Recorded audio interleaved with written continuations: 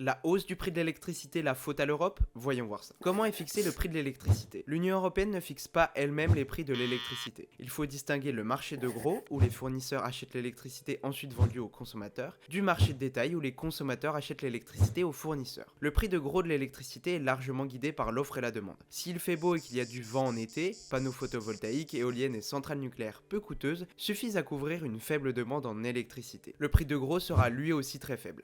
A l'inverse, un soir d'hiver particulièrement froid, la demande explose. Il faut alors démarrer des centrales à gaz, voire à charbon, pour produire une électricité plus chère, tirant vers le haut l'ensemble des prix de gros. Sur ce marché, le prix de l'électricité est basé sur le coût des combustibles fossiles utilisés pour la production. Le prix de l'électricité s'aligne ainsi sur celui du gaz. Celui-ci s'est envolé au moment de la guerre en Ukraine, mais les États ont ensuite mis des boucliers tarifaires. En France, la facture des consommateurs se divise en trois tiers. L'énergie elle-même, l'acheminement par les réseaux et les taxes. La hausse des tarifs de l'électricité provient ainsi d'une réévaluation de la taxe intérieure sur la consommation finale d'électricité. En mettant fin en 2024 à ce bouclier tarifaire et en rétablissant la taxe, le gouvernement français a donc acté une hausse des prix pour les particuliers sans que celle-ci n'ait été décidée par l'Union européenne.